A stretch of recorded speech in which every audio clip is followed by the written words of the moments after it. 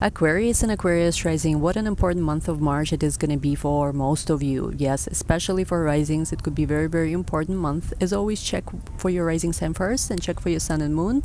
Before we get started, give this video a big thumbs up. Don't forget to subscribe. You know the drill. All the information about personal readings and my one-on-one mentorship. Again, I am offering currently one-on-one mentorship where you study astrology one-on-one with me. Again, this is a very unique option, very special and sweet offer where I teach you through learning about yourself and your own chart the secrets of astrology. So if you're interested, this is almost sold out before I even posted this video, so if it's still available, if you're interested, links are going to be down below. Anyway, Aquarius, let's go.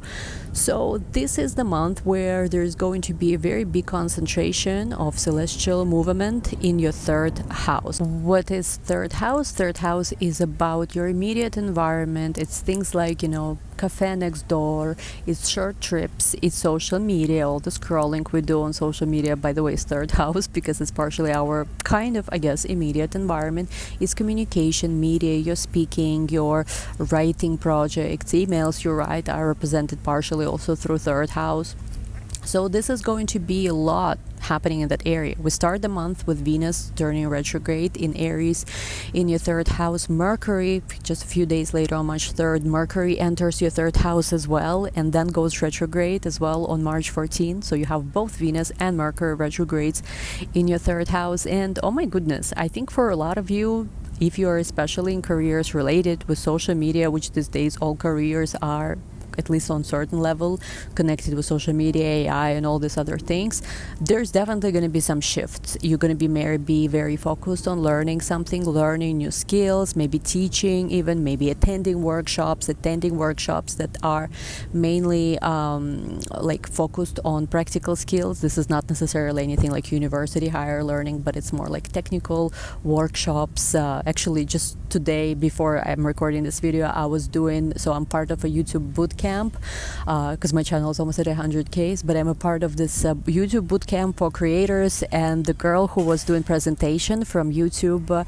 studio, she was Aquarius. I think she even said she's Aquarius Sun, Aquarius rising. So I was thinking, how interesting, like this person is leading some of this bootcamp presentations and classes, and she's Aquarius rising, where all this third house activations that's going to be for Aquarius soon. So you are the sign that's definitely much more focused on communication, on expression. Maybe there is some marketing campaigns you're going to be reconsidering.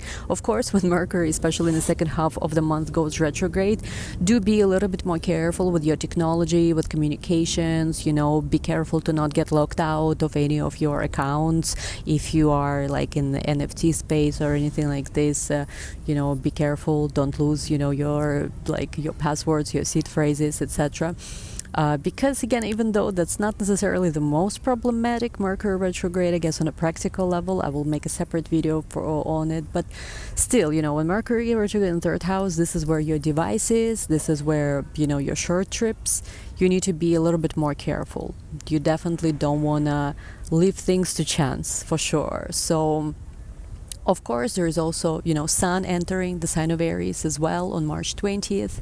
So starting March 20th, for a lot of you, there's going to be a lot more clarity about the direction perhaps you want to take when it comes to some of the practical skills you are learning, media, your communication, your style, things you want to express. I compare the Sun entering Aries while Mercury and Venus retrograde are happening to essentially like, imagine you are in a dark room, right? And there is a mass and you're trying to make sense of the mass. It's much harder, right? When you're doing it in the dark.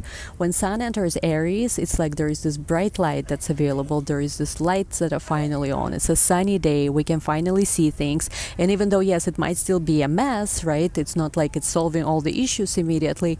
We are now finally able to see, okay, this is where the junk is, this is where the pile of cash is, these are valuables, these are the things I need to discard.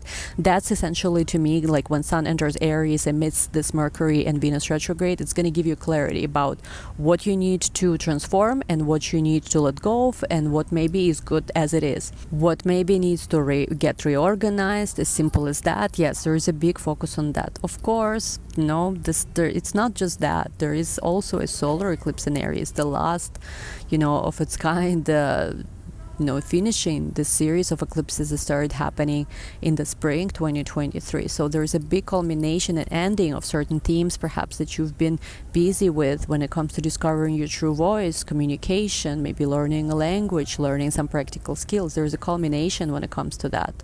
So again, you see third house is, even with eclipses, is being activated.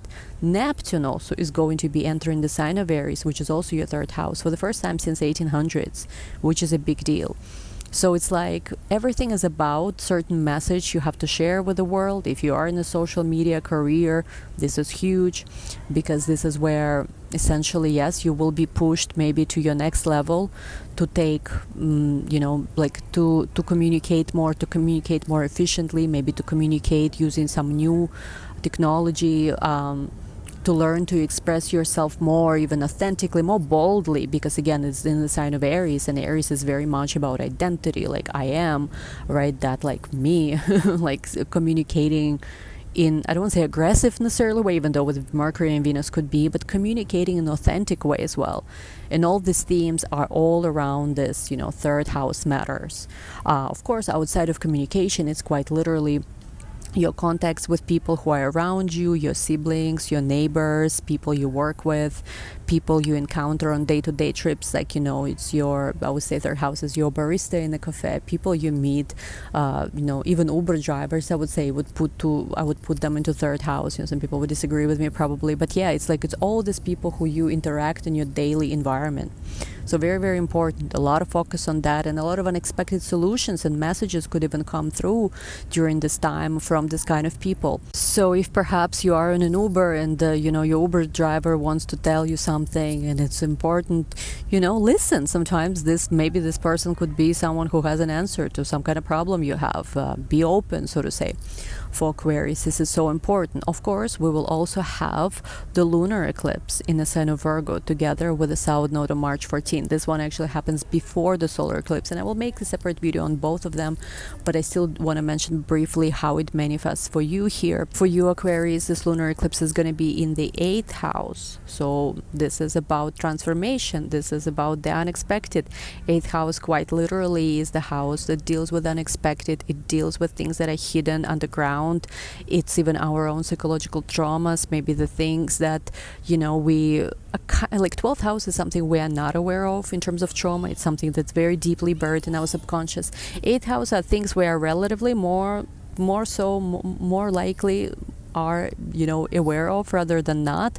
And there could be a very big psychological purging happening for Aquarius this month, where you might let go of some trauma, something that was scaring you, especially if it has to do with like you scared to speak up, you scared to put yourself out there, you scared to learn new things, maybe questioning your ability, how capable you are. Something that's been holding you back, your own criticism, some kind of limited perspective is going to be released. It could also be that perhaps some control that was there when it comes to resources of other people or other people's influence on you that was not really working for you, that was not really helping you, could be released during this time as well. Let me actually give you an example for that. Maybe again, like it's about parents or family influence, but like let's just say they all have a career in certain industry, and like they're well known. Maybe again, I'm using crazy example, but that you don't want to be there, but you feel like you've been pushed, to take certain path, make certain choices. However, you want to go in a completely different direction. And I feel like if there was certain influence, even though it was benefiting you for some time, but it's not benefiting you anymore, you're going to be removing this influence. You're going to free yourself. And yes, you will have to do things your own way. You will have to find your own resources, but you are not going to be restricted anymore. Because that's the thing. Sometimes when people invest in you, right, we even know this from business perspective, right, they want certain control. They want to have certain influence. Right? It's not that they just necessarily giving you money, help for free. So if there were certain influences that started feeling restrictive for you, I feel like in the month of March, a lot of you guys are going to be releasing that. And of course, for a lot of you, it could manifest simply as like removing certain psychological hang-ups, psychological trauma, maybe things, fears. When lunar eclipse happens in the 8th house, it could be about releasing fears, certain irrational fears maybe you even had. And somehow, some way, because you release all these fears and anxieties, you are much more free. You are able to speak your truth more freely. and somehow show up more authentically in the world. So yeah, pretty big, right? So overall, Aquarius, yes, it is a pretty big month where I feel like a lot of you will find your authentic voice, self-expression, who you are in the world, find like-minded individuals who can help you as well achieve your goals, and you will be able in this month of March to let go of something that's been holding you back, something deep, something psychological within, or maybe it could also be influence from the outside that started to feel much more restrictive. So let me know what you have planned for the month of March. I'm super excited. I have a lot of plans for March as well myself. Have a lot of Aquarius clients who've been already feeling Pluto's influence. Let me know if you as an Aquarius are feeling Pluto influence or not feeling it much yet. I'm very curious about this because Pluto just ingressed a few months back right into the sign of Aquarius. Let me know your stories, your questions, comments down below. Give this video a big thumbs up. Again, all information about personal readings and everything is in the description box. I will make separate videos about eclipses and about Mercury retrograde. I already made a video about Venus retrograde, so make sure you check it out too.